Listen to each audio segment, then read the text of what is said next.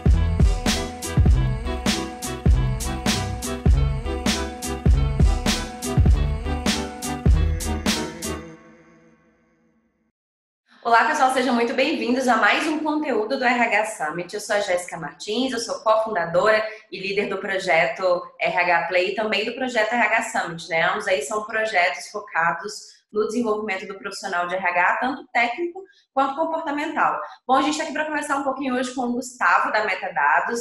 Gustavo, seja muito bem-vindo, muito obrigada pela sua participação. Antes da gente começar a falar sobre o nosso tema, vou pedir para que você se apresente e conte um pouquinho da Metadados também, por favor.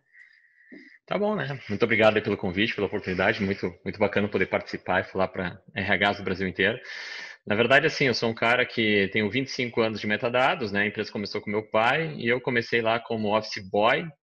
Depois virei analista de TI, fui para área de desenvolvimento, virei desenvolvedor. Depois virei analista de sistemas, virei gerente da área de desenvolvimento, fui virar diretor da empresa depois de 11 anos de casa só. Nesse meio tempo, acabei tendo um filho também, né? Tive filho cedo, com 21 anos, tá? Deixei meus pais meio loucos naquela época, né? E, na verdade, assim, agora, né? Depois de 11 anos de empresa, 11 ou 12, os últimos 11, 12 anos, já como diretor de produto e inovação, né? Responsável pelo desenvolvimento de todos os produtos da empresa na área de recursos humanos, né? Então, tem uma ligação muito forte, tanto com tecnologia como com RH, né? E agora já com 3 filhos também, né? Um menino e 2 meninas, né? E 3 casamentos. Então, é um pouquinho de cancha aí em todas as áreas, se for ver. Bastante experiência, né? Conta um pouquinho da Metadados, eu acho que é legal para quem está nos ouvindo, assim, qual que é o tipo de tecnologia que vocês produzem aí para RH?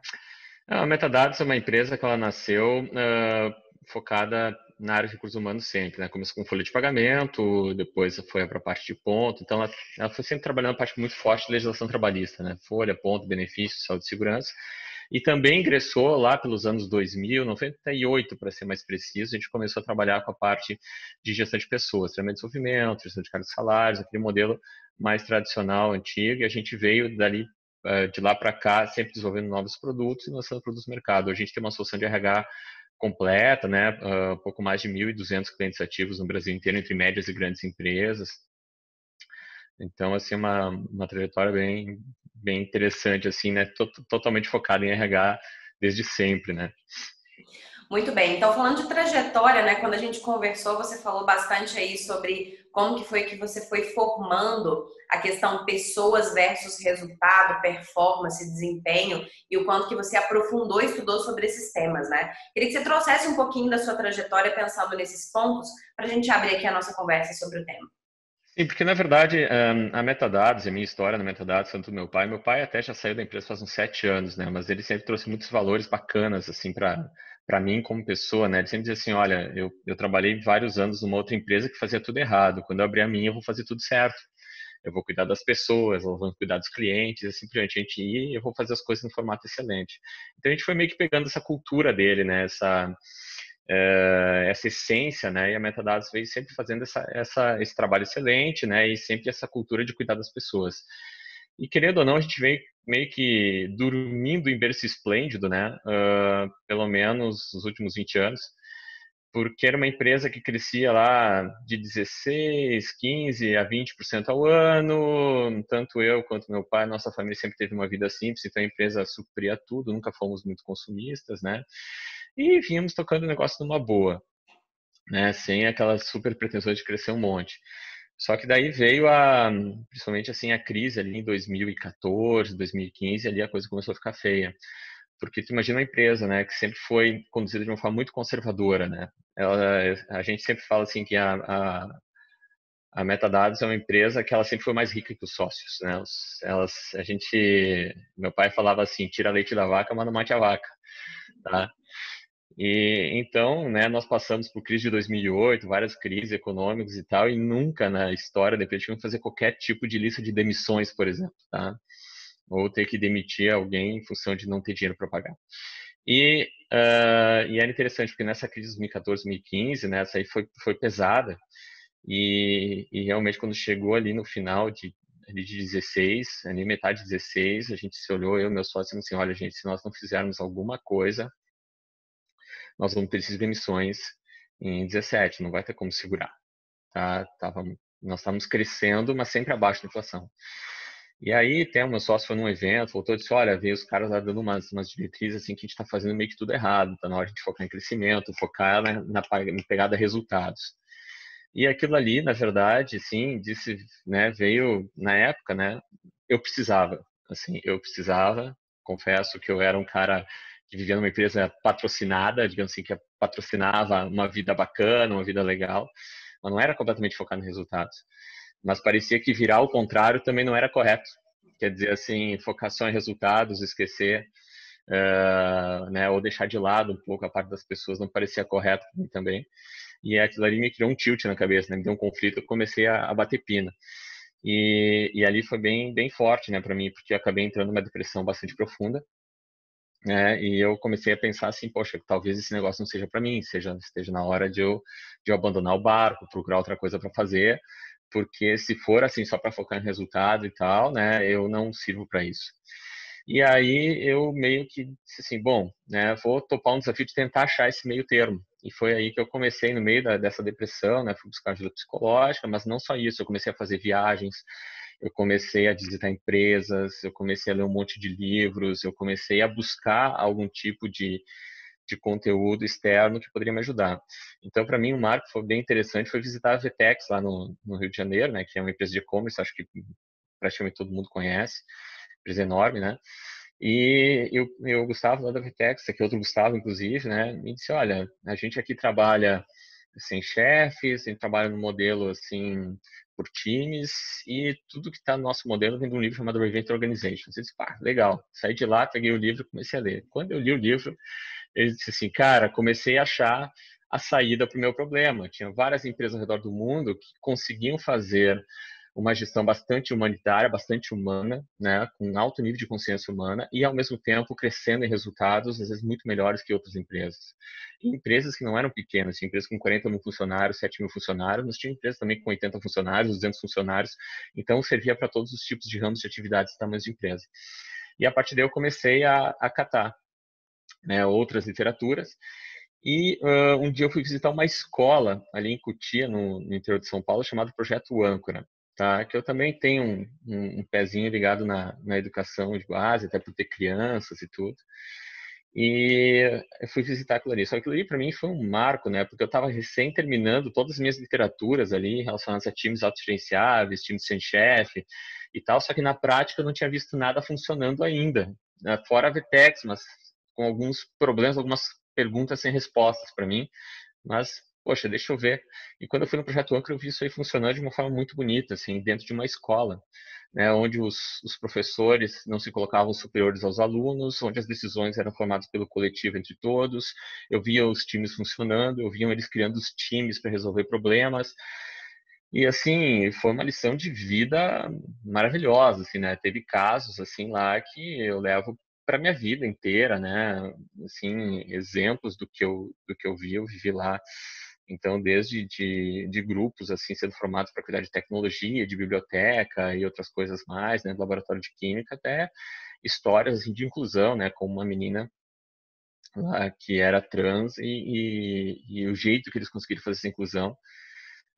Trouxeram até o Laerte, que é o candidato de São Paulo, para conversar com essa menina, que ela pensava em se mutilar, ela não conseguia se aceitar, e a partir desse trabalho eles conseguiram reverter a situação com uma educação muito íntegra e de verdade, quer dizer, a escola não se preocupava somente com o conteúdo, ela se preocupava com o ser humano e com as emoções. E eu olhei aquilo e eu disse assim, cara, tudo que está na literatura empresarial é a mesma coisa. Assim, essas empresas, assim, inovadoras nesse sentido mais humano e que também buscam resultados, elas conectam as duas coisas, elas trazem para dentro a matéria resultados e a matéria ser humano na mesma proporção, com o mesmo peso, né? As duas coisas juntas. E é a partir daí que quando eu vi na prática, aquilo ali me encheu de entusiasmo, né? Eu lembro assim que eu estava em depressão, eu chegava a ler 5, 6 livros por mês, de obsessão que eu estava em conseguir achar uma resposta. E depois disso eu comecei a voltar e eu comecei a trabalhar dentro da empresa com isso. Aí eu pensei assim, cara, como é que eu vou fazer para implementar um negócio desse dentro da minha empresa, né? Uma empresa tradicional, também fazia só RH tradicional naquela época e tal. Estamos falando ali por 2016. Aí nós tínhamos um projeto, estamos fazendo plataformas de produtos novos, né? E tinha um projeto que era do Madu. E o Madu, na verdade, é um outro produto na área de saúde ocupacional, né? Para clínicas. E eu disse assim, cara, tá aí. Vamos pegar esse time e vamos experimentar tudo ali, né? Eu tinha visto um outro livro, olha a loucura, tá? Um livro chamado Inovação na Sala de Aula, tá? Do Christensen, de Harvard, que inclusive morreu, né? E o Christensen, na verdade, tem um dos melhores livros, assim, na parte de empreendedorismo e inovação, né? O Dilema do Empreendedor. E um livro de inovação salarial que eu estava olhando as questões de escola. E no livro, ele foi desafiado a trazer inovação na área de educação, né, pelo pessoal do departamento de Harvard, da área de educação, da área de psicologia. E no livro ele colocava assim, por que as escolas não conseguem inovar? Aí dizia no livro que uma questão, um conceito sobre equipes leves e equipes pesadas, né? E que dizia assim, bom, a escola é dividida em departamentos, e esses departamentos, eles inovam, mas só dentro dos departamentos. Se tiver que desmontar o departamento e criar alguma coisa nova, o próprio departamento não vai querer que essa mudança aconteça, porque as pessoas que estão lá lutaram muito para chegar lá e montar aquele departamento, né, e deixar do jeito que ele está hoje.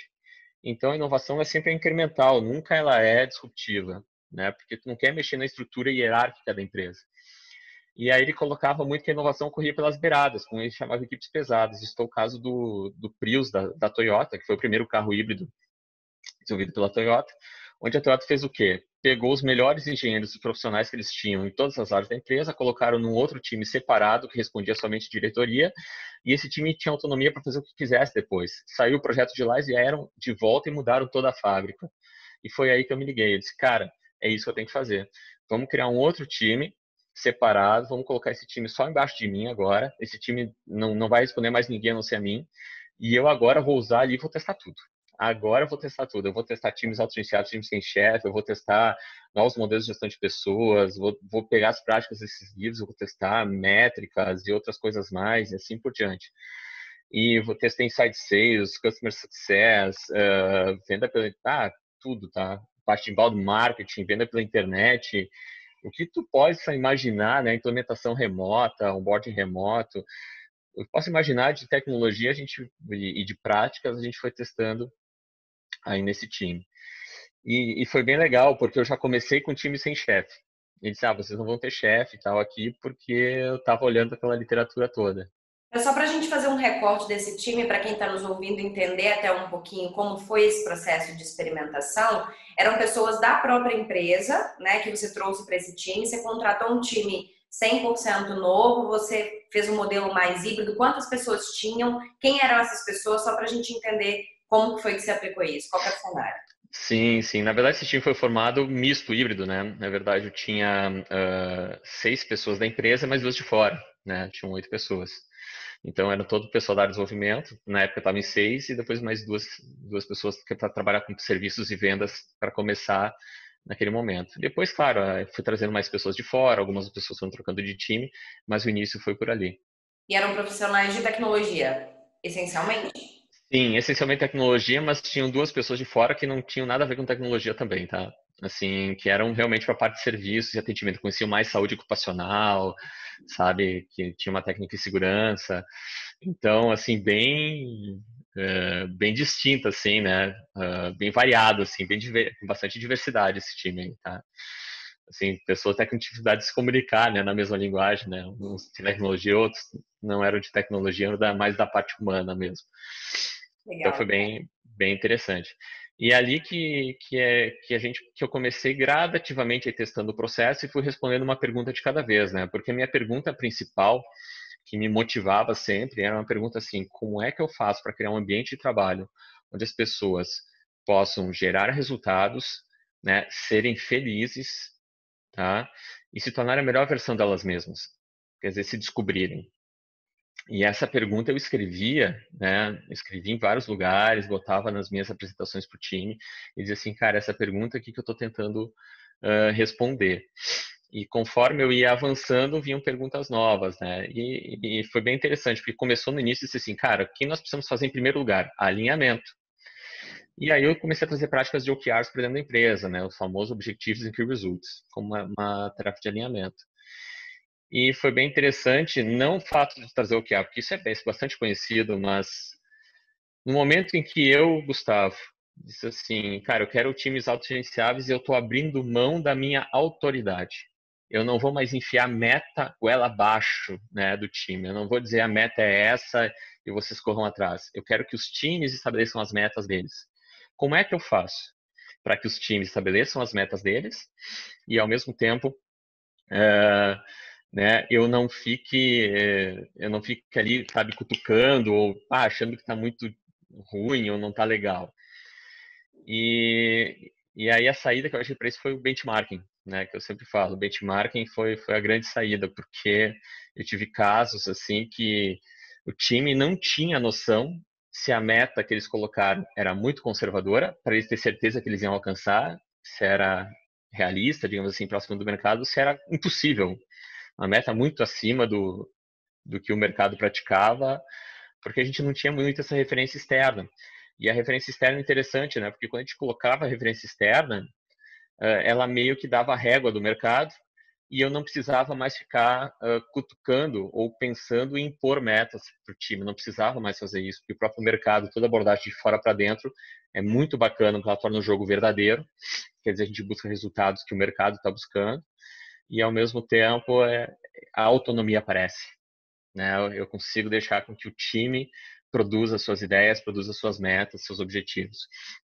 E aí a primeira pergunta foi respondida. Disse, caramba, bem legal.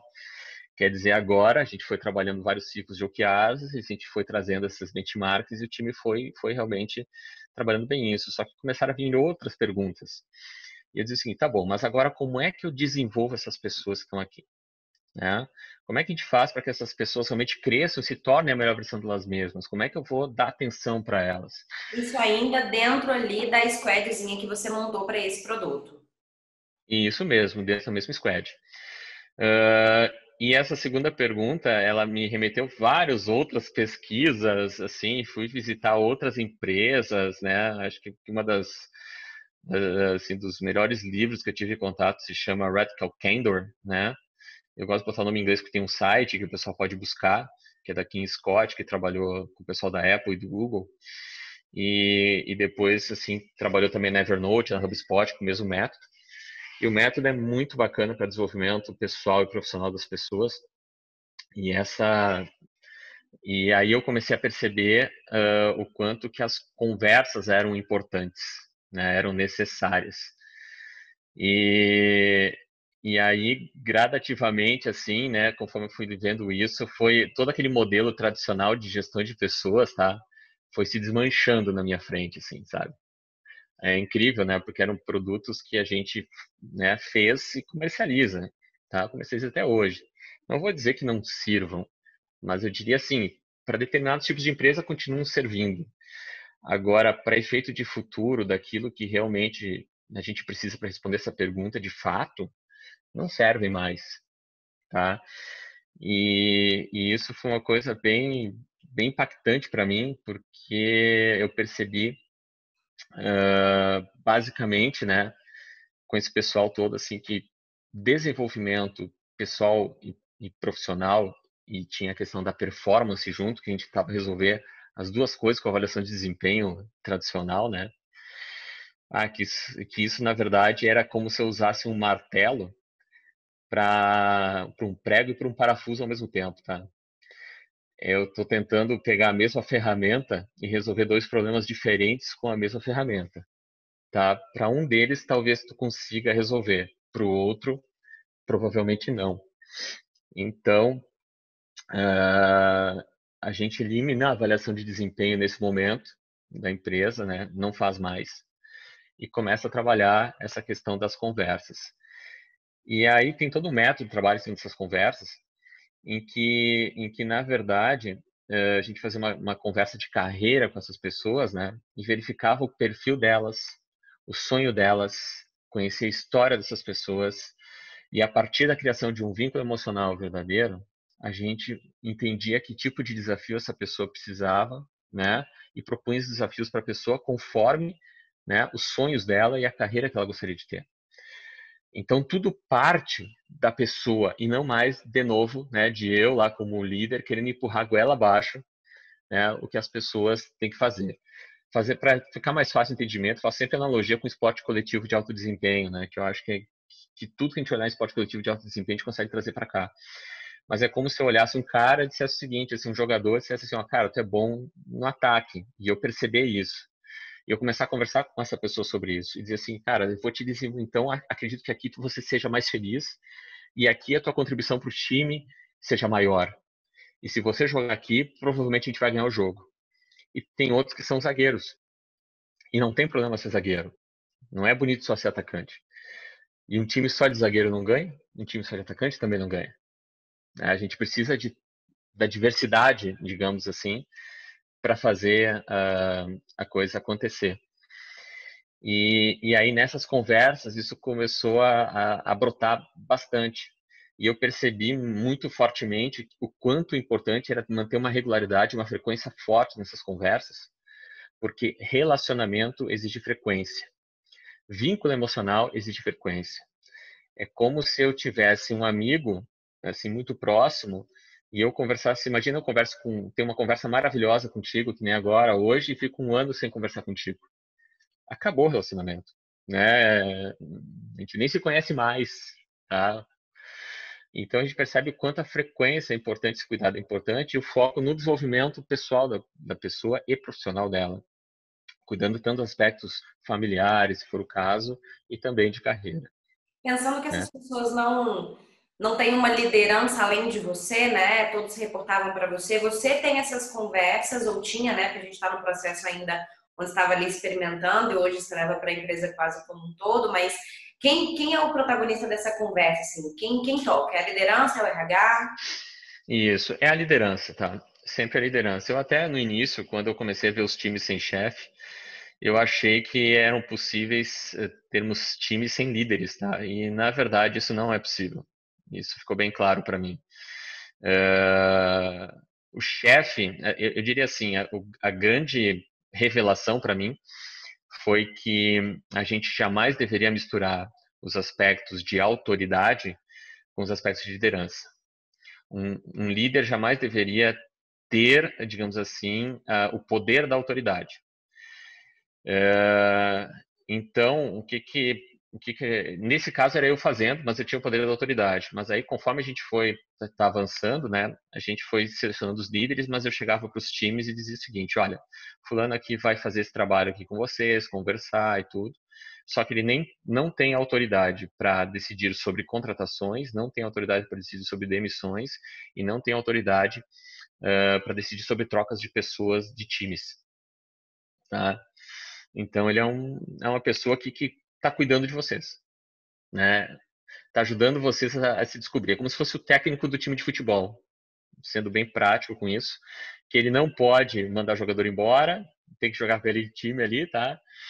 É bem a mesma coisa, só que ele tem aquela função específica de estar olhando e dizendo assim, cara, onde é que cada um será que joga melhor? Onde é que a gente consegue tirar o melhor de cada um? É o cara que vai conversar com todo mundo, que vai fazer cada um jogar o melhor que pode, tá? Jogar o esquema tático. Essa é a função do líder hoje, né? Por isso que o pessoal fala muito tanto de líder coaching, né? Essa é a verdadeira função do líder coaching, né? Quando tu tira a autoridade dele. Então esse processo foi interessante. E aí, no meio dessas conversas, né, que a gente foi, né, foi evoluindo, me veio a questão da performance logo em seguida. Eu disse, cara, esses times também precisam de performance. Como é que eu vou montar a questão da performance, né? Porque eu tinha aquela versão de desempenho tradicional, mas aquilo não me respondia, não me dava resultados claros, né? De que aumentar, tu tinha uma avaliação de performance e tu via se a performance aumentava ou se a empresa aumentava. Essa correlação, eu não sei se alguém conseguiu provar que ela existe, tá? Até hoje com o modelo tradicional. Eu não me lembro de ter visto. E aí disse, caramba, mas como é que funciona essa questão de performance? E aí que eu fui buscar também e algumas outras referências, né? Encontrei até uma definição do Falcone, que eu gosto muito, né? Que ele dizia o seguinte, que performance é obter resultados coletivamente do jeito certo. E isso criou uma luz muito forte para mim, porque eu coletivamente estava grifado, tá? Na verdade, nenhuma pessoa individualmente gera resultados de valor para a empresa. Nenhum. Né? Somente o coletivo gera valor. Tu vê cá hoje um time de vendas, um vendedor sozinho não faz nada. Tem um time de marketing tá gerando leads, tem os SDR lá fazendo pré-venda, tem o pessoal fazendo vendas, tem gente de serviço fazendo demonstração, todo mundo junto para que a venda aconteça. Questão de desenvolvimento de produto, mesma coisa. Tem um analista que faz análise, desenvolvedor desenvolve, tem um cara que testa. Né? Tem pessoal de serviços que implanta, que também sozinho não dá conta. Então, entrega de valor de fato só ocorre no coletivo. E aí parecia não fazer mais sentido tanto a medição de performance individual. Por isso que eu falava, né? O martelo, nesse caso, não vai servir para esse parafuso, tá? Da performance. Eu preciso de outra ferramenta. E a partir daí eu comecei a pesquisar muito soluções de medição de performance coletiva, ver como é que nós poderíamos fazer essa medição de performance coletiva. E acabei trazendo, né, fazendo um mix, né, de conteúdos, tá? Aí a gente acabou criando alguma coisa específica ali na metadados mesmo, para fazer os testes que, assim, não tem um manualzinho, né, que foi pega um treco daqui, um treco de lá, faz um mix, assim. Tem algumas referências específicas, puxei um pouco das questões dos OKRs também, e um pouco também da curva de Tuckman, ou da Susan Williams também, que criou um trabalho de desenvolvimento de grupo chamado Integrated Model, que são referências muito bacanas para quem quiser pesquisar um pouco dessa parte de desenvolvimento de grupos e metas coletivas. E nesse caso, a gente disse assim, bom, o que o OKR me ensinou, né? Me ensinou que tu tem, além da questão dos resultados, tu tem uma questão de ambição das metas. Ele colocava lá os stretch goals, né? Eles chamavam né? Moonshoot, Roofshoot, essas coisas todas. E eles já estavam ali ensinando isso, né? Dizendo, cara, tem uma questão de ambição. E aí eu percebi um viés terrível da avaliação de desempenho tradicional, porque ela tentava premiar as pessoas que obtinham resultados. Só que se tu está premiando ou reconhecendo, né? Vamos pensar assim, as pessoas que obtêm resultados, tu vai ter uma empresa inteira negociando metas mais fáceis para ter certeza que vão atingir os resultados, e tu vai ter uma empresa inteira resistente a riscos, porque eles não querem, né, deixar de atingir os resultados. Então, tudo que vier de mudança e arriscar que não vão conseguir, tu vai ter uma empresa inteira que vai negar isso, né, porque eles são reconhecidos pelos resultados que eles obtêm. Então, a gente trouxe a variável ambição das metas para ser avaliada da mesma forma como os resultados. Então, a princípio, a gente criou, num primeiro momento, né, duas variáveis, ambição de metas e resultados. Ambição de metas, como é que eu meço isso? O famoso benchmark que eu tinha falado antes, né? A gente pega os OKRs e chama o time, né? E a gente pede para o time dizer assim, faz uma avaliação, uma autoavaliação dessas metas aqui em termos de ambição. O conjunto delas está acima do benchmark de mercado, ou seja, uma meta desafiadora, está dentro do benchmark de mercado, uma meta realista, ou está abaixo do benchmark de mercado, que é uma meta conservadora. É óbvio que eu não tenho benchmark para todas as metas, mas normalmente no grande conjunto a gente tem benchmark para tudo. Isso é muito legal porque a gente joga o jogo de verdade, que é o jogo do mercado, que é um jogo realmente que é o que a gente tem que jogar. E a gente descobre que está jogando Série B, Série A, está jogando, né, no Campeonato Brasileiro, está jogando Champions League, digamos assim, tá? A gente começa a entender o que está acontecendo. E é legal porque vira uma variável de avaliação muito importante para os times também, né? Eles são avaliados pela ambição das metas que eles têm. Nessa altura, só uma pergunta para a gente contextualizar. Nessa altura, você já está trazendo isso para outros times, né? Não está somente naquela squadzinha lá que você montou para fazer o teste. Isso, na verdade eu comecei com uma squad, depois eu fui para uma segunda, porque nós tivemos também um produto na parte de BI, né, de Business Intelligence também, que eu comecei a aplicar essas práticas. Aí depois eu peguei um time lá da TI, né, porque eu também cuidava de TI da empresa, aí peguei os times de pesquisa e desenvolvimento da empresa também, comecei a aplicar. Aí a gente entrou no RH também, tá, né, trouxe o pessoal da RH para aplicar junto. Então, eu diria assim, hoje eu devo estar com, sei lá, uns 30% da empresa mais ou menos aplicando isso.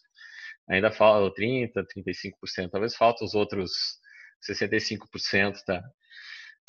Mas também foi uma abordagem que eu aprendi também nesse monte de coisas, né? Sobre como implementar mudanças culturais numa empresa, tá? E é um processo decisório, assim, que é processo decisório transformacional, né? Que deixa a decisão por último, né? Para mais tarde, nunca decida muito cedo. Então, na verdade, tu vai implementando, vai implementando, vai implementando, e quando, sei lá, 60% da empresa estiver usando, daí eu decido que nós vamos usar esse método. Eu não preciso. Enquanto isso, é experimentação, é teste, sabe? E a gente vai sentindo. Mas É, sim, a tipo, gente os está. 60% já aderiram e eles são mais fortes que os outros 40, né? E eles te apoiam sem grandes problemas.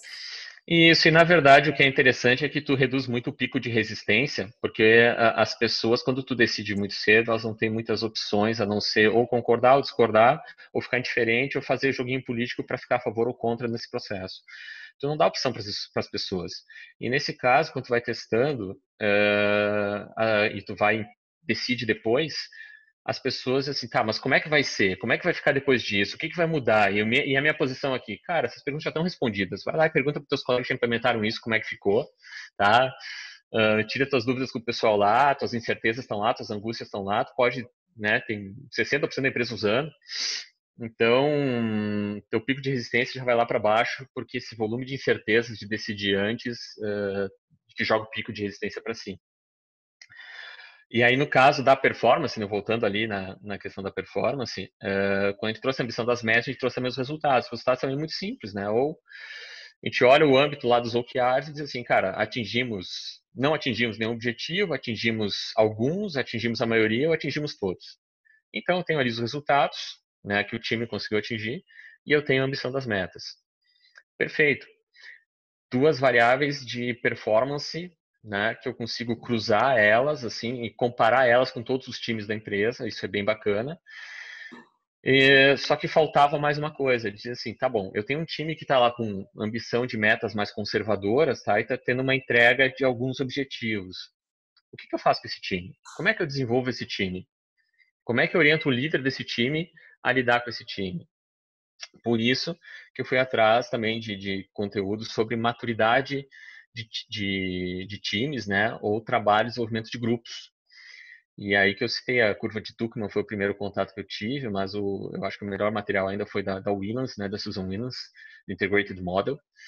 E eu peguei um pouquinho dos dois, né, fiz uma tropicalização deles ali na empresa, e nós criamos 4 níveis de maturidade de time também, que aí o time se avalia a própria maturidade, que é o primeiro nível que é de estrutura, que é um time que ainda não tem nem método de trabalhar em grupo, em coletivo, está criando seu próprio método de trabalho coletivo, suas ferramentas de trabalho coletivo, abrir pautas, saber, né, processo decisório coletivo, sabe, começando a implementar os OKRs, quer dizer, é um time que está se estruturando para poder trabalhar em grupo.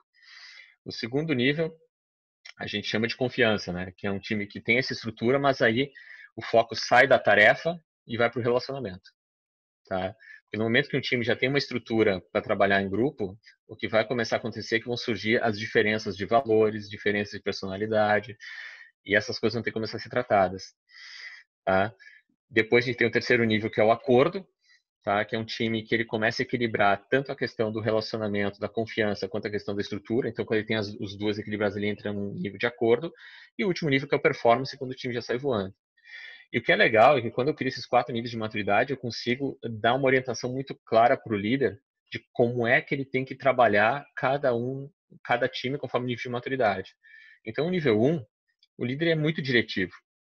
Não adianta, é aquela questão assim, cara, o time está num nível de maturidade muito baixo. Então, tu tem que pegar pela mãozinha e dizer, gente, reunião semanal aqui, né, nossa em grupo, porque é um ritual de grupo que nós precisamos fazer para poder refletir sobre o que nós estamos fazendo.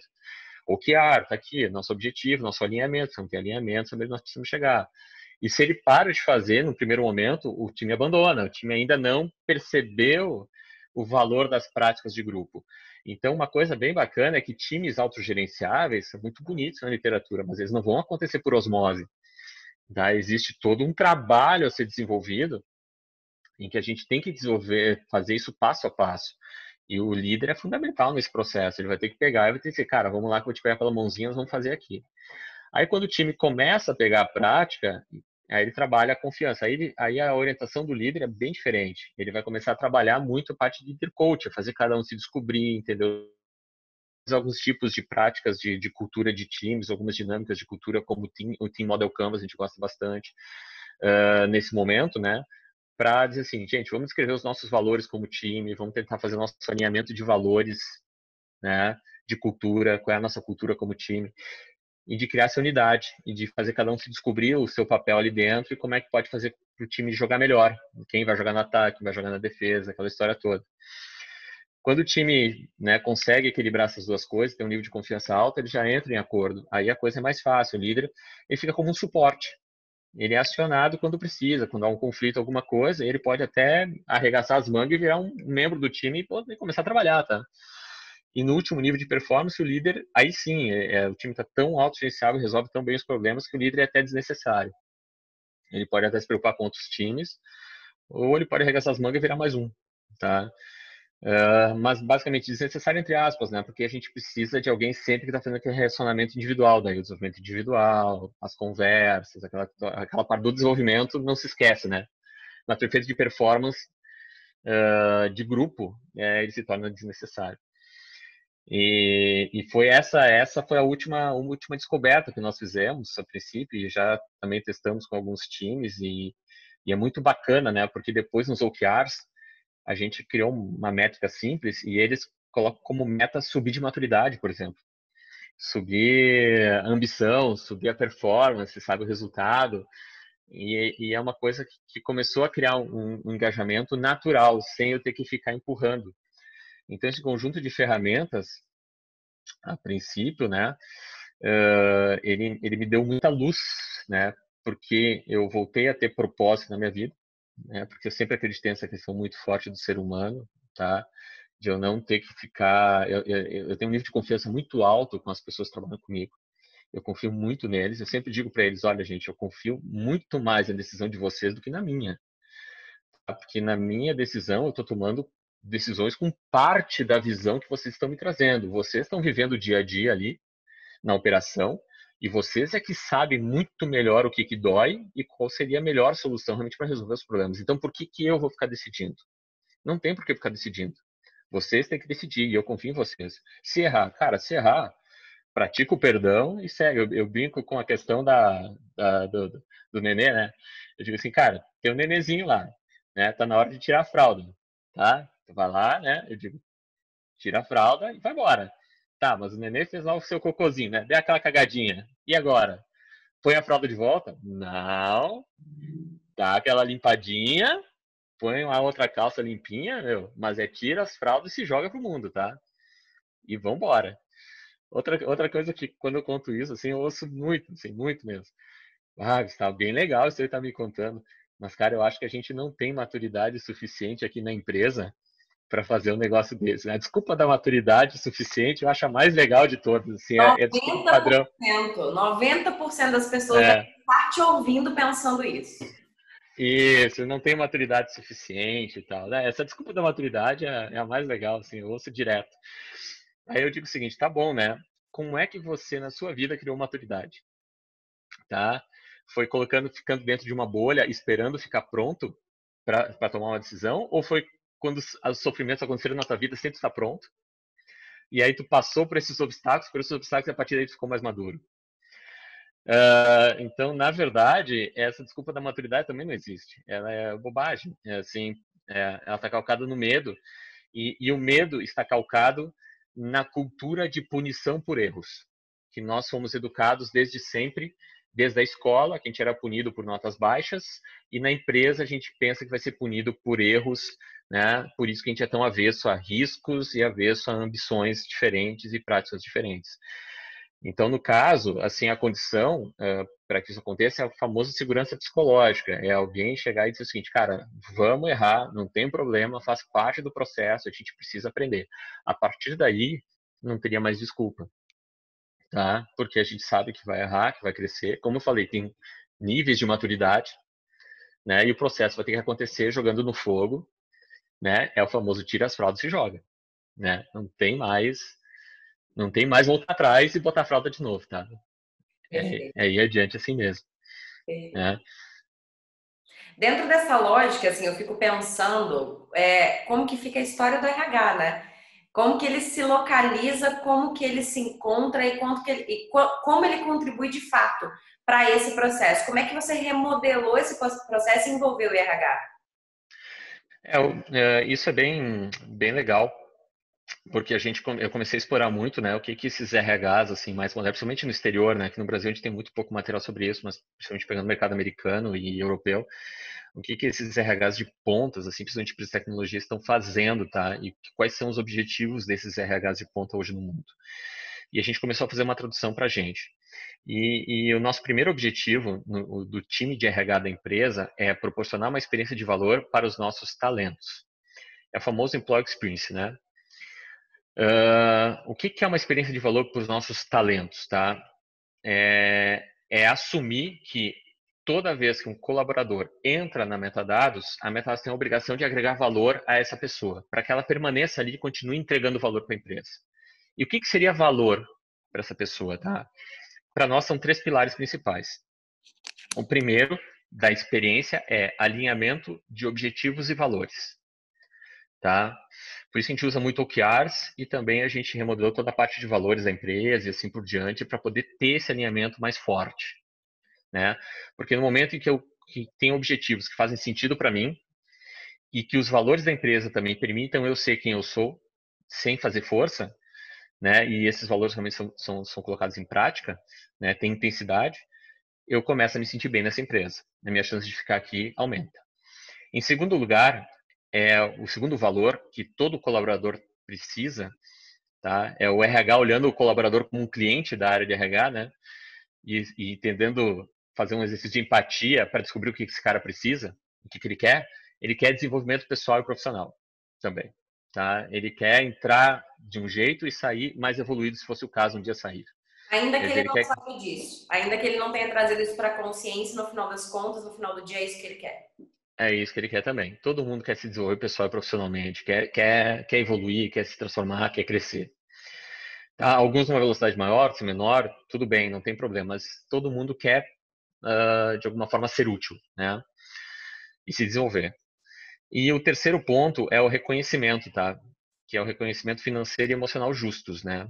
Aí, nesse caso, tem uma outra prática que a gente chama de gestão de talentos, que a gente tem uma outra ferramenta também que eu trouxe também do pessoal de fora para usar, onde a gente, né, faz o líder, né, é como se fosse o técnico do time, né, que está assistindo o jogo e basicamente descobre quem está jogando muito, quem está jogando mais ou menos, quem está jogando pouco, tá? E aí a gente faz o reconhecimento das pessoas que estão jogando muito, né? A gente, né, a partir daquilo que elas querem como reconhecimento, né? Que a gente percebe que são dois tipos de reconhecimento específicos, né? Tem uma trajetória de pessoas que são mais sensíveis, gostam mais de contato com pessoas, sensibilidade, de resiliência, e até tem um apego mais por trabalhos repetitivos, que se eu fosse fazer uma analogia com o futebol é o zagueiro, certo? É, é, e as pessoas que têm esse trabalho mais repetitivo, muitas vezes a, o reconhecimento delas é honra. É chegar para ela e dizer o seguinte, cara, é uma honra trabalhar contigo pela produtividade, pela qualidade do que tu faz, pela tua seriedade, pelo teu desempenho, pela tua sensibilidade. E às vezes não é promover ela de lugar, às vezes é deixar ela ali. E não tem nada de feio nisso, tá? O zagueiro não entra em campo com vergonha de ser zagueiro, dizendo assim, bah, né, eu queria ser atacante, mas eu sou zagueiro. Não, ele entra em campo com orgulho de ser zagueiro, sabendo que é o melhor que ele pode fazer para contribuir com o time. É reconhecimento de si mesmo sendo melhor. E o segundo é pessoas que se motivam por desafio e inovação, que esse aí, né, quando tem um trabalho excepcional, né, também tu bate nas costas, reconhece ele e diz assim, tá aqui o próximo desafio para ti. Tá? Tá aqui. Aí tu dá aquela esticada na corda, né? Porque se esse cara não tiver desafio, uma hora ele pula fora da empresa. Mas esse é o pilar, né, do Employee Experience, né, que é olhar o colaborador como cliente. E é o primeiro grande objetivo da RH. O segundo grande objetivo são desenvolver times que entregam valor coletivamente. Aí vem a questão da performance. A gente olha agora qual é o segundo cliente da RH? A própria empresa. Né? Os diretores da empresa, quando eles olham para o RH, dizem o seguinte, RH, faz essa empresa gerar performance para mim. Me ajuda essas pessoas que estão aqui gerarem performance para a gente, tá? Entregarem resultados. E aí o RH, tá bom, como é que eu faço isso, né? E por isso que vem essas avaliações de desempenho, avaliação de performance, ferramentas para resolver esse problema, como cliente, a própria diretoria da empresa, a própria empresa, acionista e assim por diante. E nesse caso, a gente usa aí muito esses desenvolvimentos de grupo, né? As lideranças, tá? E essas ferramentas de performance.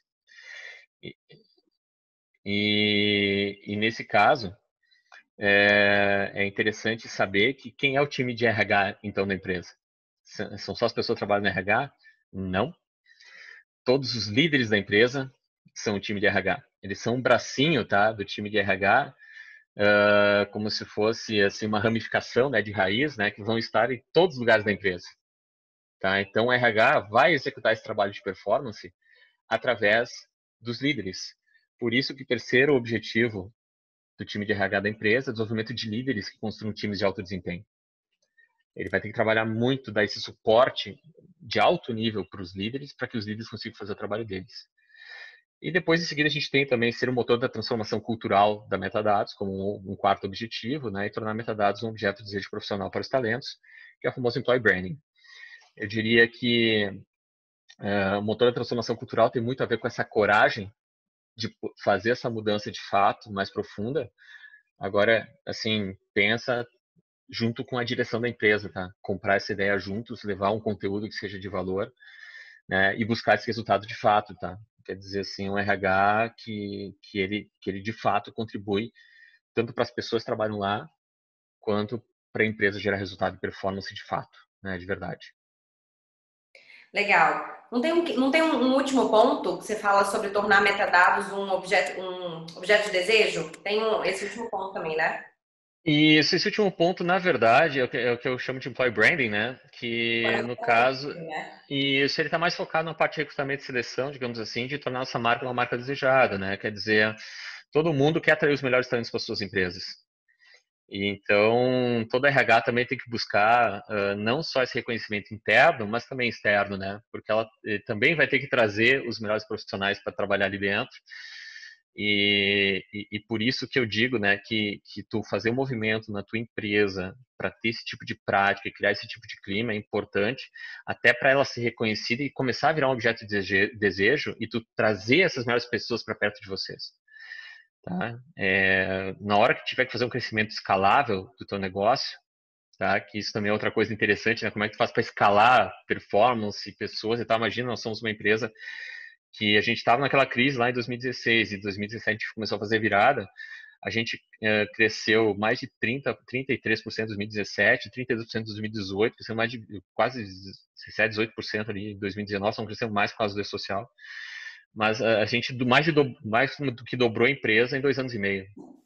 E aí nós dobramos o número de quadro de funcionários em 2 anos e meio. E nesse caso, como é que tu faz para fazer isso de forma escalável? A princípio, assim, essa divisão em times, a autonomia e essa transparência, digamos assim, de todo mundo saber tudo que está acontecendo na empresa, elas são ferramentas básicas para escalar o negócio. Porque se tu quiser aumentar o número de pessoas e quiser centralizar as decisões na diretoria, nos gerentes, tu vai criar um gargalo que essa tua empresa não cresce. Tu vai bloquear o surgimento de surpresas muito positivas, porque tu vai querer controlar tudo. E é aquele mindset comando e controle que eu já tenho certeza que não funciona, tá? Que é aquele antigo que nos ensinaram. Eu tenho um monte de argumentos para mostrar que não funciona. Agora, esse aqui funciona? Tá funcionando melhor. Bem melhor do que o anterior. Tem coisa para melhorar? Tem. Mas pelo menos aquele outro eu tenho certeza que não funciona, eu paro de insistir nele, né? É como se fosse um dilema. Ou a gente continua fazendo o jeito que está fazendo, sabendo que não funciona, ou a gente tenta alguma coisa nova com a perspectiva de que vai funcionar melhor. O que eu acho incrível na sua história é que ela é uma constante de preparação, experimentação e aprendizado, né? Que é um ciclo bem legal e que eu falo muito, que veio lá do Lean, né? Não só do Lean Toyota, Uhum. mas do Lean Startup, do livro, e que eu sempre falo sobre ele, né? Que é o construir, medir e aprender. E a tua trajetória, do início ao fim de tudo isso que você está contando, é exatamente isso, né? Se você se prepara para construir, você experimenta, você mede, você faz de novo. Quando você acerta, você vai aumentando, vai aumentando. Isso não é um processo que dura 2 semanas, né? Às vezes duram anos aí, e de fato a gente tem que ter muita paciência para lidar com isso. Não tem muito jeito.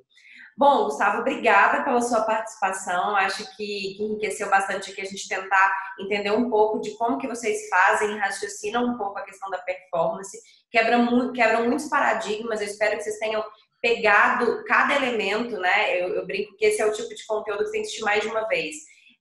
Que você vai pegando cada elemento da história ali, como que isso vai se produzindo, como que você pode adaptar para a tua rotina ali, enfim. Mas deixa pra gente uma mensagem final, entendendo que todo mundo que está aqui, né, grande parte são profissionais de RH e estão buscando aí entender um pouco mais dessa cultura, né, dos times autogerenciáveis, como que a gente entrega performance, qual que é a sua sugestão, né, por onde as pessoas podem começar, e deixa teus contatos também, quem quiser entender um pouquinho mais desse processo contigo.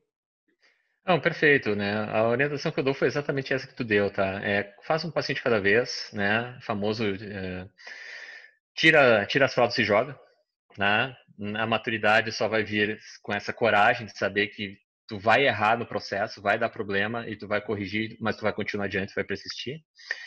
Começa com alinhamento, começa com o OKR, vai aos pouquinhos trabalhando o OKR, vai ajustando, daqui um pouco começa com desenvolvimento pessoal profissional, vai fazendo as conversas com as pessoas para elas se sentirem bem, se sentirem à vontade.